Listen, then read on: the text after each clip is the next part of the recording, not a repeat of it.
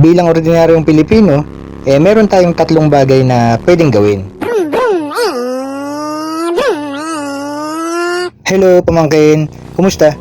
Kwentuhan nga tayo sandali. Gusto mo bang makatulong ka sa ekonomiya natin, sa mga kapwa natin Pilipino, at sa buong bansa natin in general? Kaso, mahirap ka lang. Parang ako, mahirap lang din. O baka middle class, ganun. Bilang ordinaryong Pilipino, meron tayong tatlong bagay na pwedeng gawin. Number 1, suportahan mo yung produkto ng mga maliliit na tao at mga local products natin. Halimbawa, yung mga small time na nagtitinda ng gulay, yung iba nilalako, yung iba nakapwesto lang sa bangketa, doon tayo bumili.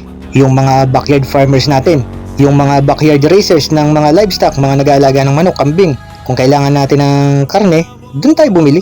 Huwag na doon sa mga mamahaling brand, mayaman na yung mga yan eh. Dito tayo bumili sa mga kapatid nating kapwa natin mahihirap. Tapos yung mga local products natin. Halimbawa, sa halip na bumili ka ng designer bag o mamahaling sapatos, meron tayong mga craftsman na nagtitinda ng mga magagandang ganyan sa halimbawa sa Marikina, yung mga ganun. Support local products, ika nga.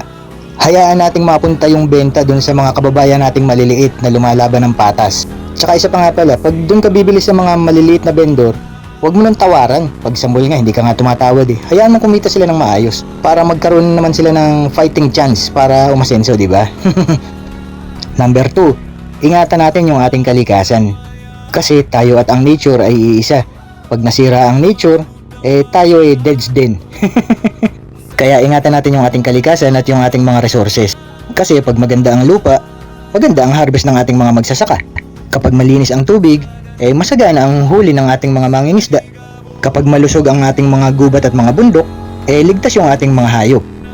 Paano mo ba iingatan yung kalikasan kung ordinaryong tao ka lang naman, hindi ka naman mayaman? Simple lang, huwag tayong magkalat. Halimbawa, tayo ay magkakamping sa gubat o sa bundok. O kaya naman pag tayo ay mag-outing sa beach. Di huwag tayong magkalat yung ating mga pinagkainan, yung ating mga basura, huwag nating iwanan doon. Isama natin pag-uwi at itapon natin sa dapat pagtapunan talaga. Kung naman may mga nadatnan ka ng kalat doon, ay pakisuyo na rin, pakilinis na rin, pakisama na pagliligpit. Number 3, tumulong tayo sa kaayusan ng komunidad. Sumunod tayo sa mga simpleng batas. Kapag nagmotor ka, magsuot ka ng helmet. Kapag magpapark ka, irespeto mo yung parking space na naka-reserve para sa mga PWD. Pag hindi ka PWD, huwag kang mag-park dun sa space na naka-reserve para sa kanila. Halimbawa naman, nasa grocery ka o kaya sa supermarket, igalang mo yung priority lane. Hayaan mo nang mauna yung mga senior, mga buntis, mga babae, di ba? Yang mga yan pamangkin mga simpleng bagay lang yan kayang-kaya natin gawin. Pero pag ginawa natin, malaki ang impact niyan sa community. O review tayo. 3 bagay na pwedeng gawin ng mga ordinaryong taong tulad natin para sa kapwa natin Pilipino at para sa bansa. Number 1, suportahan natin yung mga maliliit na taong nagninegosyo, yung mga maliliit na vendor. At suportahan natin yung mga local products natin. Number 2, ingatan natin yung ating kalikasan at ating mga resources. At number 3, tumulong tayo sa kaayusan ng ating community. Sumunod tayo sa mga simpleng batas. Yang 3 yan lang ang magawa natin pamangkin Naku, napakalaking impact niyan sa paligid natin. Ang laki ng igaganda ng buhay natin pati ng bansa natin. O yun lang pamangkin.